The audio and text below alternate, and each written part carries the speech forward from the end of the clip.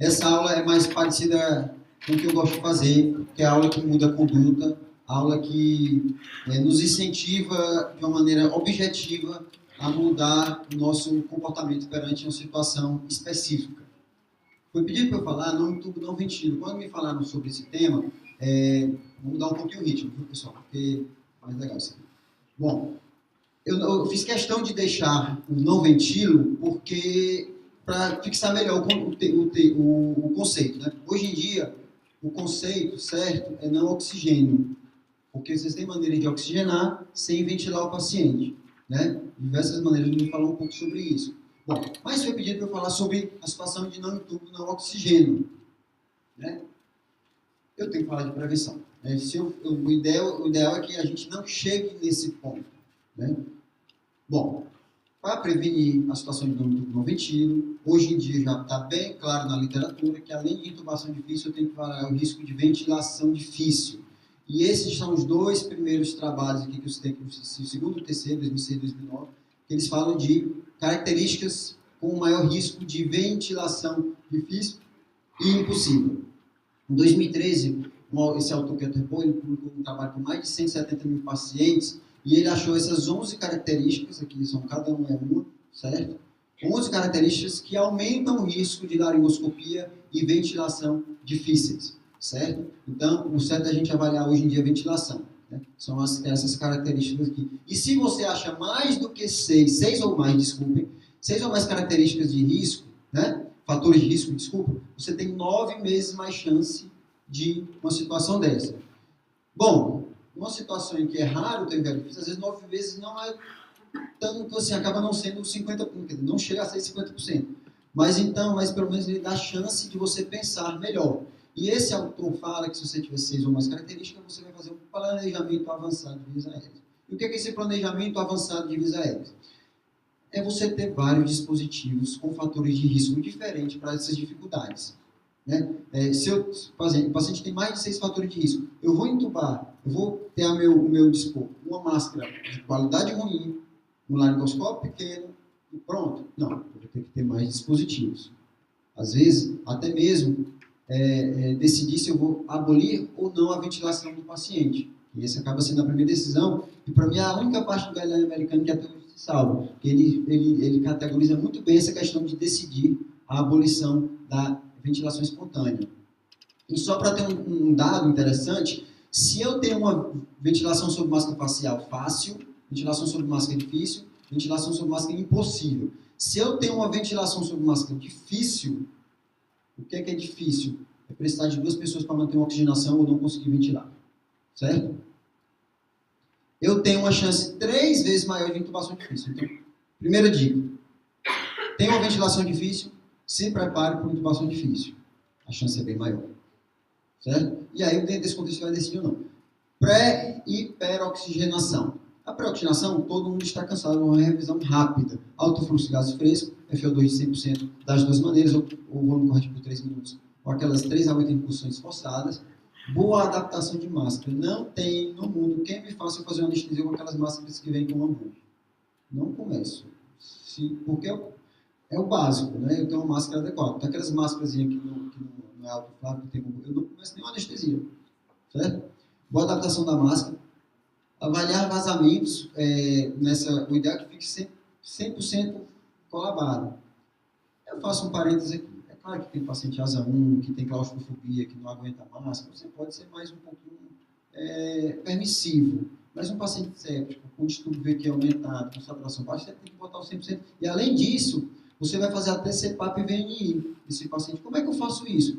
Bota a em vez de você ventilar com o nosso hábito aqui, que até eu criei esse hábito do KT5, né, daquele sisteminha, você vai botar no próprio ventilador, bota em ventilação espontânea, botar a pop-off em 5 a 10 ali, você vai ventilar o paciente com... Isso ali é CPAP. Então, você já ajuda, já diminui o chumbo aqui. É simples, prático e fácil. Qualquer um faz. Elevação do dorso da cabeça, né, difusão apneica de oxigênio. Outro, bem simples. Como é que eu faço broncoscopia hoje? Eu pego um cateter, boto até meço mais ou menos do nariz até mais ou menos o ângulo da mandíbula e boto em introduzo um pouquinho mais. Eu deixo um alto fluxo, 15 ml por minuto. O paciente vai dificilmente o paciente, no momento da broncoscopia, que não está ventilando, às vezes sem luz, né, você aprofunda um pouco, essa difusão apneica de oxigênio aumenta muito o tempo de apneia sem hipóxia. Então, vai para uma VE difícil. Passa um catetezinho desse, bota na parede, 15 litros por minuto, e deixa lá enquanto você vai fazer as outras coisas. O ruim desse cateter é que realmente, às vezes, a máscara acaba não adaptando por causa do cateter. E aí você deixa para passar em algum... Estuda isso de uma maneira mais adequada. Bom, então, evitar nino, situação no entorno do oxigênio. Individualizar a estratégia. É diferente de induzir um paciente asa 1, um paciente séptico, com um estudo VQ alto, pneumonia. Manter a oxigenação durante a intubação, dessa forma que eu falei. Evitar traumas de via aérea. Espero que ninguém aqui ainda esteja tentando intubar 5, 6, 7, 10 vezes. Certo? Esse é um conceito que eu repito, mas otimizar a laringoscopia sempre o mais otimizado possível. Germano, tu sempre otimiza o máximo possível? Por exemplo, sem hipocrisia, o paciente tem um colar cervical. Na primeira tentativa de intubação, eu geralmente tiro a parte da frente do colar cervical e peço para alguém sustentar sem fletir o pescoço. Eu faço isso quando o paciente tem esse tipo de trauma cervical? É claro que não. Tem situações que você não vai poder otimizar o máximo de primeira, mas o ideia é que na primeira você otimize o máximo, certo? Videolaringoscopia precoce, né? Resgate com máscara, com distúrbio extraglótico de confiança. Pessoal, máscara laríngea tem que ser adequada. O ideal é que vocês procurem passar em situações de não estresse, certo? Em cirurgias que você possa fazer aleativamente, para você pegar a mão. Realmente, dependendo da máscara laríngea, não é um dispositivo que você consegue passar assim de primeira. Isso eu digo depende da qualidade da máscara laríngea. Bloqueio neuromuscular. É categórico, o guideline de VE difícil, é categórico. Se você não paralisou o paciente, paralise. Nessa VE que eu fui ajudar, acho que um mês mais ou menos, eu cheguei lá, já tinha tentado intubar algumas vezes, eu não perguntei. Vocês acham que com 2 anestesistas na sala, esperem, 2 anestesistas na sala, esperem, eu ia tentar intubar esse paciente com laringoscopia direta? Eu não sou praticamente a esse ponto, certo? Fui correndo pegar um vídeo de laringoscópio enquanto estava tentando ventilar. E na hora que eu cheguei na sala, eu já estava fazendo, assim, anestesia muito boa, eu já estava fazendo relaxante. Foi o que salvou o paciente. Estava nesse paciente, não ventilo, bem claro, certo? Eu falei, relaxa o paciente. Muitas vezes o paciente faz uma rigidez. Eu tenho até um diagnóstico um pouquinho diferente da rigidez torácica. Eu acho que quando aquele paciente ele fica todo travado, os braços, ele faz uma postura de defesa, é um pouquinho diferente da rigidez torácica. Não vou entrar no mero diagnóstico. Relaxa o paciente. Foi o que salvou o paciente. Já ia fazer uma criba, certo? Na hora que relaxou o paciente, conseguiu ventilar, subiu para a zona verde do vórtex, eu vou falar um pouquinho, e aí tive tempo para vigilar o laringoscópio de maneira adequada e intubou o paciente, sem problema. Então, o relaxante muscular é uma opção, a gente vai falar um pouquinho sobre isso. E boa comunicação declarada fala. Então, pronto. Falhou, aqui é o guideline que vocês querem dar uma lida na hora do objetivo da aula, mas falhou a ventilação sob máscara, falhou o dispositivo extraglótico, uma nova tentativa de ventilação sob máscara sem sucesso vai declarar a situação no intubo e não oxigênio. Em que momento? Quando o paciente faz hipóxia, ou eu posso declarar a situação sem o paciente fazer hipóxia? Bom, antes de declarar nino, esse autor aqui, vocês vão ver que, infelizmente, eu vou trazer muita editorial. E assim, esses editoriais, às vezes, ensinam um pouco, apesar de não trazer uma evidência científica objetiva. E achei legal ele ter feito, tem um ABCD, tem lá no final o X, o Y e o Z, no final. Certo? Né? É o que eu devo fazer antes de declarar a situação de não intubo não ventilo. Otimizar a tentativa de intubação, como eu falei, a primeira tentativa é a maior chance de sucesso. Se você não conseguir intubar de primeira, a chance de você não conseguir intubar de segunda é muito maior, certo? Mas você ainda pode otimizar alguma coisa. Maximizar o sucesso do próximo passo. Eu já vi colega anestesista, assim, experiente, não tentando otimizar a posição do paciente, não botando coxinha suboxilar, etc. Então isso aí você já está perdendo uma chance adequada de intubação, né? Bom, ainda nesse editorial, né? O guideline DAS, aquele que eu mostrei naquela figura aqui, esse aqui, ele é linear. E ele é linear por um motivo didático, certo? Porque estudaram, esses caras estudam tudo, que o fato de ser linear ele traz maior chance de cumprimento do guideline. Porém, existe um guideline que vale a pena a leitura demais. Eu acho brilhante esse guideline. Um cara australiano lá, que ele bolou o vórtex. O vórtex é um movimento de espiral em funil. Aí ele denominou esse guideline de vórtex, né? Aqui é a figura do vórtex, certo? Esse funil, né? Dentro azul, em cima verde, certo? E lá embaixo escuro. A situação verde é a situação, por exemplo, nessa via aérea que eu fui ajudar, em que eu consegui ventilar o paciente. Eu voltei para a borda verde para repensar o caso. Se eu vou acordar o paciente, se eu vou entubar o paciente, se eu tenho alguma outra técnica. O azulzinho é quando eu tenho sem ventilação, o azulzinho claro. Eu estou tentando entubar entubar, ou passar uma máscara laríngea ou ventilar com máscara facial. O que é que eu quero dizer com esse vórtex? Eu não preciso, na cabeça da gente que vê uma aula dessa, aí pensa assim, então eu vou tentar entubar 3 vezes, tentei entubar 3 vezes. Agora eu vou passar 3 vezes a máscara laríngea, para 3 vezes. Não, isso não é dessa forma que é para funcionar. Para funcionar assim, você vai passear entre as técnicas, tentando otimizar sempre a próxima tentativa.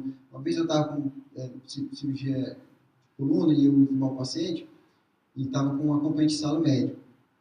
Eu tentei com laringoscópio direto, nada, não consegui. Tentei com máscara laríngea de intubação, não consegui. Fui pro Tuvil, estava ruim, Tuvil, não consegui. Aí eu falei, última chance, ela ventilava bem. Isso eu tentei só uma vez cada, assim, não tentei. Aí, na última tentativa aqui, eu vou pegar o bujo, eu não tinha tentado com o bujo, eu vim no laringoscópio direto e tentar otimizar com o burp e tal. Otimizei e consegui entubar na última. Dali para frente, era suspender o caso. Então, assim, você passeia pelas técnicas, tentando trazer o paciente para a zona verde. E se chegar na zona escura? Aí a situação de nenhum tubo não ventila, você vai ter que declarar a situação de nenhum tubo não ventila e vai fazer a clínica do paciente. Bom, então o que eu quero dizer? Que não é a hipóxia que é o gatilho, e sim esses últimos passos. E aí cada um pode criar os últimos passos que eu já mostrei uma sugestão. E nesses últimos passos,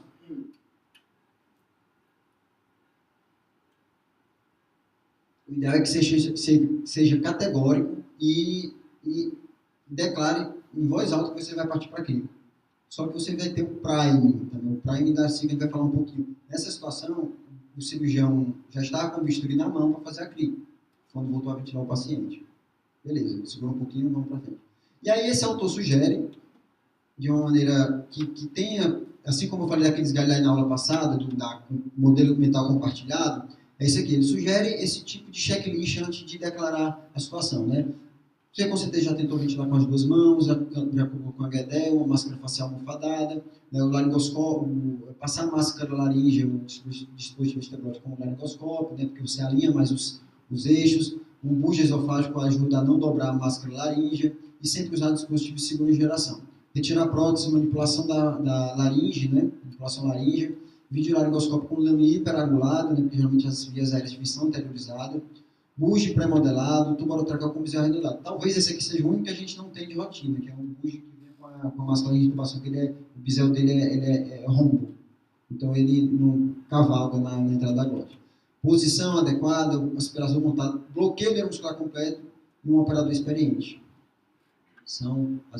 E aquele estratégia para prevenir a complicação de ele fala por que se atrasa, então, a declaração da Front of Neck Access. É a mesma cricotiloidostomia, tá bom? Bom, então aqui o modelo mental compartilhado, vou declarar falha de intubação, declarar falha no dispositivo esteroide, declarar a situação não ventilo em voz alta e partir para a cricotiloidostomia. Um detalhe que você tem que fazer, que eu comecei a falar, é o prime da cricotiloidostomia. Esse meu prime é você dar o start para conseguir o material para aquilo, certo? Esse meu prime, quando eu tenho uma ventilação difícil, eu já olho se a mesa cirúrgica está montada. E tem um bisturi ali. E eu preciso do bisturi, do tubo e do bujo. Então, se eu tenho uma ventilação difícil, eu já dou uma olhada. Se não tiver nada na mesa, se eu tenho ventilação difícil, eu já peço para trazer. O meu prime, na verdade, ele vem até antes. Certo? Mas ele fala que se você tiver 2 tentativas de métodos supraglóticos falhas, ou seja, não conseguir ventilar, não conseguir entubar, ou não conseguir passar uma frente, você já vai pedir material de cricotiloidostomia. No começo das tentativas, você já tem que pedir o material. Certo? Então, declara a situação mínima, incapacidade de confirmar a oxigenação alveolar após esforços completos, utilizado nas 3 técnicas de vias aéreas superiores. Né? Bom, e o que é que eu vou fazer?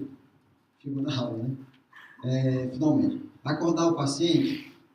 Bom, esse é um trabalho mito da reversão, de resgate da situação do tubo não ventilo, certo?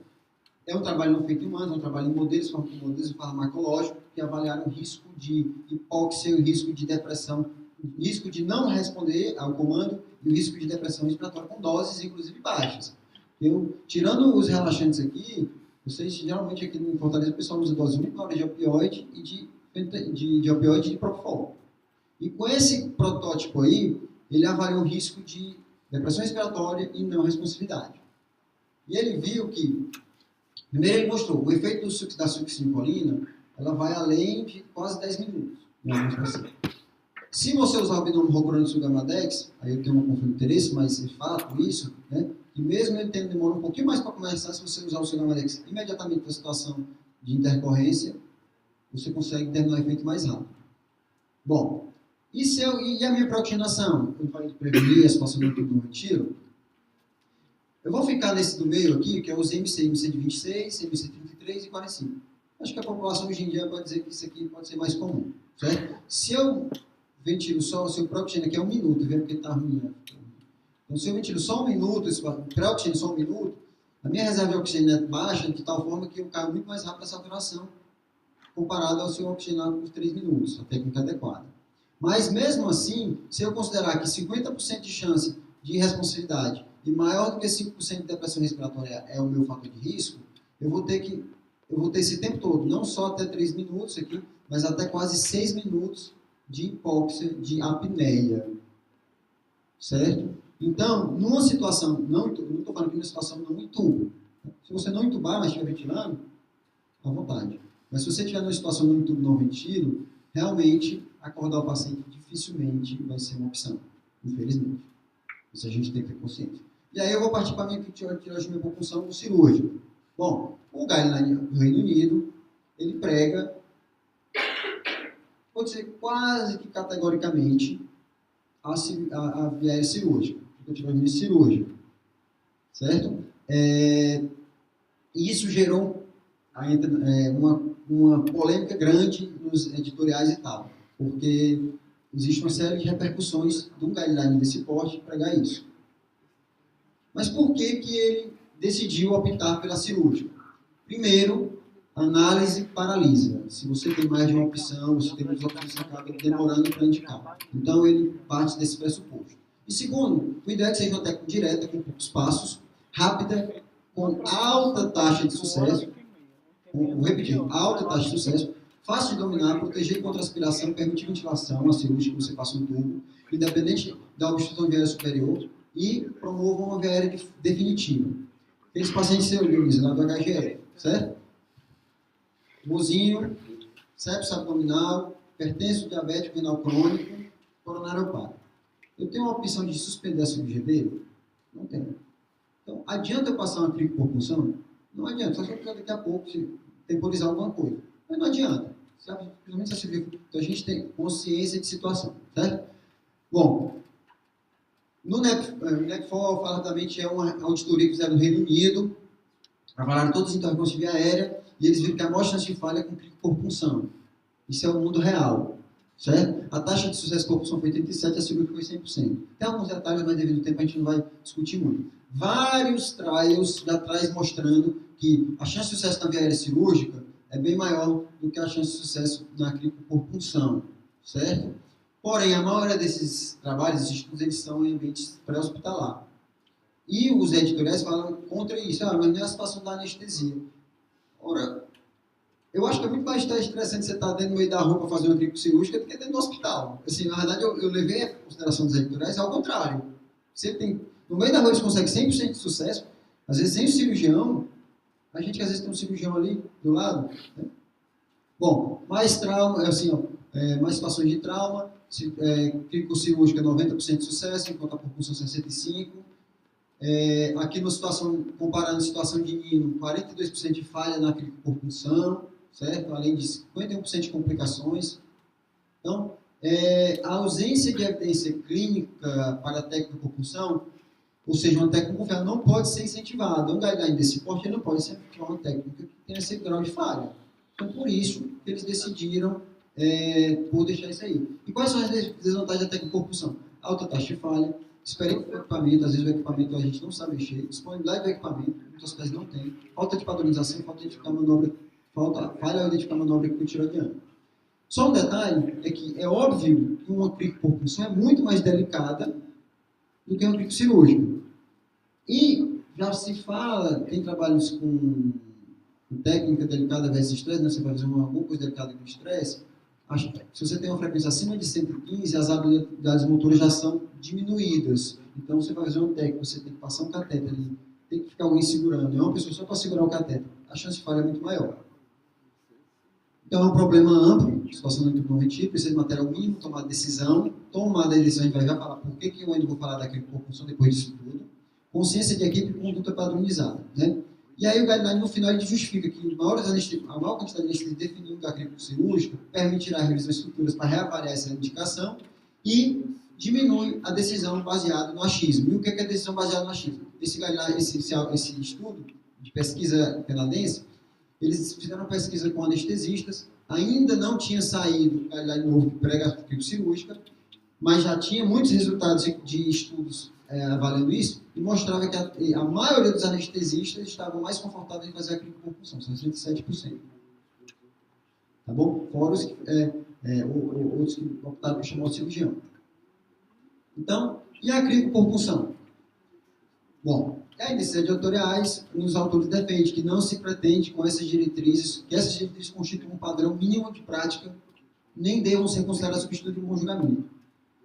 Mas aí, o problema é que se eu declaro que aquela técnica é adequada, daqui a pouco o gestor do hospital vai tirar os kits de cricopercussão dos carrinhos, se já tiver. E aí é uma preocupação.